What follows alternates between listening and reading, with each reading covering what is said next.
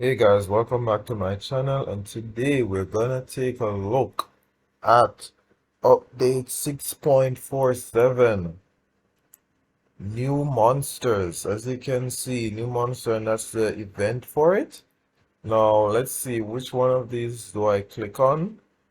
I believe it's this one, 6.47. So there we go, two new monsters, Weapon Master and Rune Armor Blacksmith.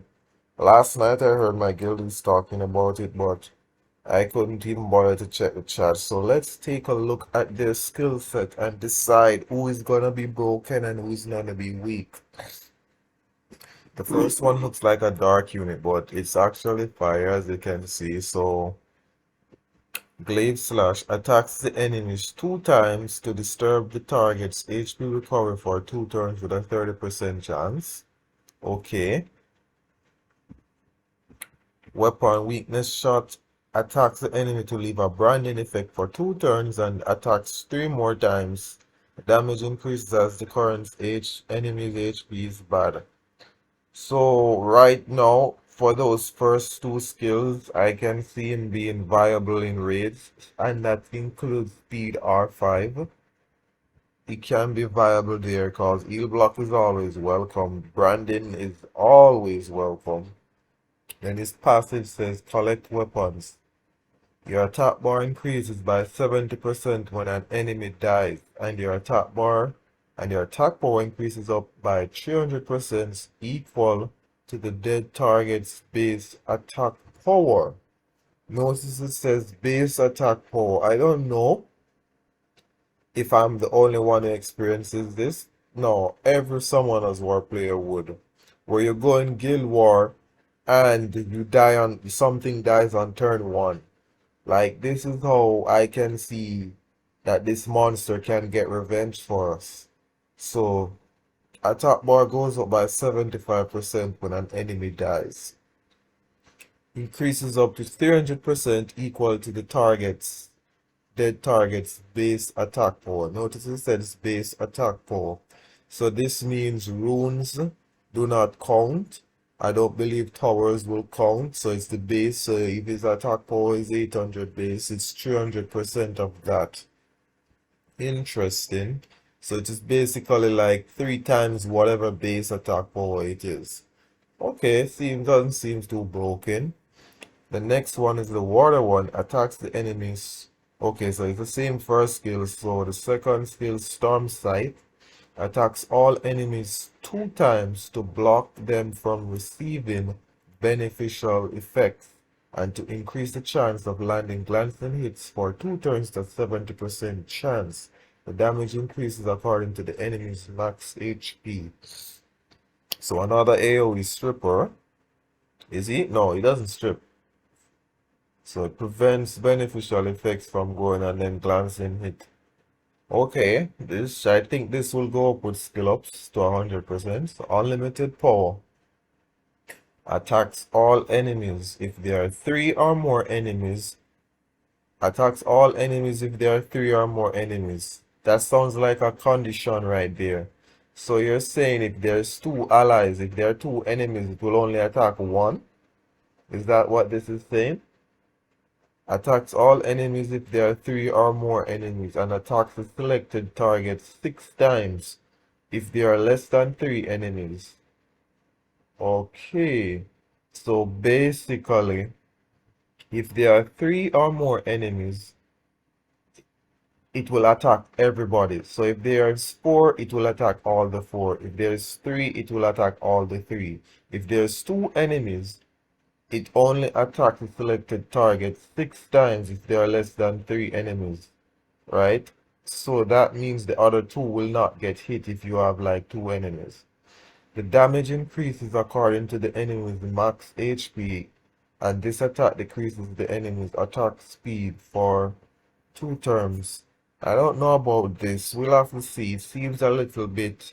This is one of those units.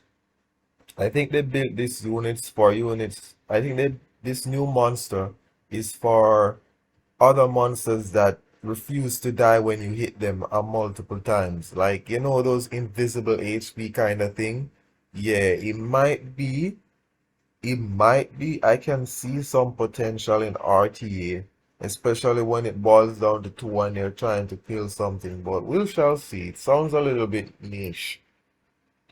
So, so it's the same glaive slash for the wind guy and the same weakness shots for the fire one. So let's see his passive. Your attack power increases as your HP decreases. Kinda sounds like Fuki passive, but let's see. And attacks additionally when attacking an enemy on your turn. This attack deals more damage proportional to your max HP if your HP exceeds 50% and recovers HP equal to the damage that is dealt, if it is 50% or below. So this sounds like the first part that says your attack power increases as your HP decreases. This sounds, so this is like a part of Fuki's passive, and additionally attacks additionally when attacking an enemy on your turn. So this part reminds me of the Drunken Masters, who would attack again by a 30% chance, if I remember correctly. The attack deals damage proportionate to your max HP if your HP exceeds 50% and recovers HP equal to the damage dealt if it's 50% or below. I don't know about this guy. He sounds, we'll have to see. So the light one. So the same first two skills are the same. Final strike is passive. Attacks additionally. When you attack an enemy on your turn, the attack absorbs 30% of the enemy's attack bar. If the enemy's HP exceeds 30% and deals more damage, that ignores the target's defense if it's 30% or below. Lots of conditions. I don't know. This doesn't sound broken. Let's see the next guy. Shadowless Movement. Attacks all enemies 4 times. Each attack will decrease the defense for 2 turns, decrease attack power for 2 turns, and grant continuous damage for 2 turns and absorbs 25% attack bar respectively. Okay, the dark one is broken. I'm calling it. He's broken. He's good for cleaving because, as you can see, attacks all enemies 4 times. Each attack will decrease the defense for 2 turns, right? This is not about, this has a, judging from the wording of this sounds like a 100% activation chance, right? And you basically have 4 times to land that defense break and attack power and grant continuous damage and absorbs 25% of attack bar respectively. So it's doing 3 things. No, 4 things. Defense break, attack power decrease, grants continuous damage, and absorbs attack bar by 25% respectively. So if this guy, and there's no condition with absorbing that attack bar, meaning 4 times 25 is 100%, so it's a forced violent proc. So it kind of reminds me of the guy, the Dark Ninja. I don't remember his name right now, but the Dark Ninja. Like he has a single target attack that gives him 100% attack bar. So this guy is basically the AoE version of to that. Interesting. I'd say the dark one seems really promising. I'm not too sure about the wind one. The light one seems a little bit weak. It seems a little bit weak. The fire one might be good for raids, speed R5. I'm seeing that. Or regular. And water, I'm not too sure about the water one. The water one seems a little bit niche. So let's move on to the nat 4s. Rune, Hammer, Blacksmith.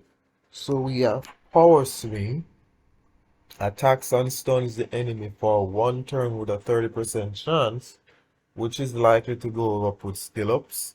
I think what Comtour should do is actually when they're releasing the updates, it's to find a way to display the activation rates and the chance of harmful effects on me. You know that good stuff, but it is what it is. Beneficial armoring increases attack power and defense of all allies for 2 turns and creates a shield that absorbs damage for 2 turns on all allies if Great is activated with a 30% chance. Shield amount is proportionate to your level. What is Great? Increase attack power and defense for 2 turns and creates a shield that absorbs damage for 2 turns on all allies if Great is activated with a... What? What is this? What is Great? Okay.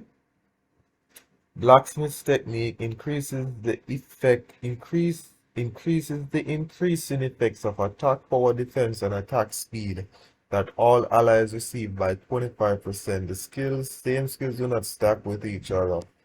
Okay, so this is basically one of those monsters that they basically make your DPS stronger. I can see this being excellent for monsters that scale with both attack power and defense. And two monsters that I can think of right now is Copper and Abellio. Like Copper scales, no, not, yes, Copper scales with both defense and attack power. Because I believe it's a 400% to his attack power and 400% to his defense. So it will be really good for him. Abellio is the same. Well, it seems interesting. So far, it's not a bad unit.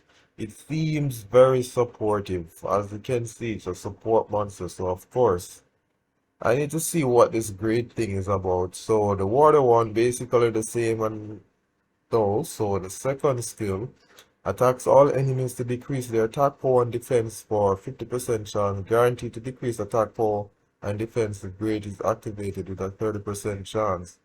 This great thing sounds like some skill that is not listed here that gets activated. It kind of sounds like, you know, when the samurai with their fourth skill. But we'll see. Equipment polishing. Increases accuracy of all allies by 10% each when an enemy resists an harmful effect. Thank you. Increases resistance of all allies by 10% each when an ally gets an harmful effect. Thank you. Thank you. We need a unit like this. Like the passive sounds really good. Will it be feasible? Will it be practical in Guild War, Siege, RTA? Will it be? Like I like the sound of it because every someone has experienced this accuracy resistance pain. But we shall see. We shall see. It sounds good so far. The wind one. So the wind one is basically the same as the fire one, the beneficial armoring. So let's look at the passive that says customization. Attacks with allies with attack power increase in effect will decrease the enemy's defense for 1 turn with a 50% chance when they attack. Allies with defense increase in effect will decrease the enemy's attack power for 1 turn with a 50% chance when they are attacked.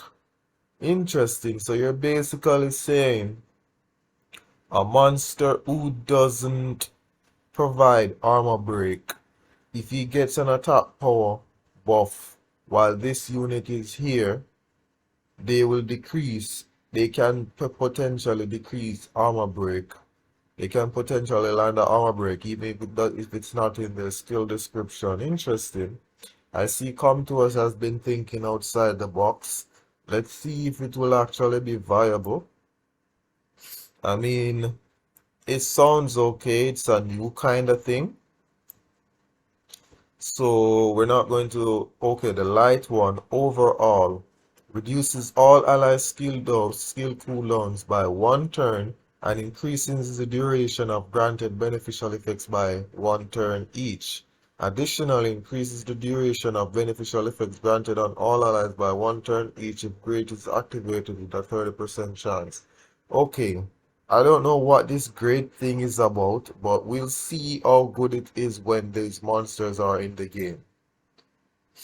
So the dark one, Blacksmith's discernment, increases the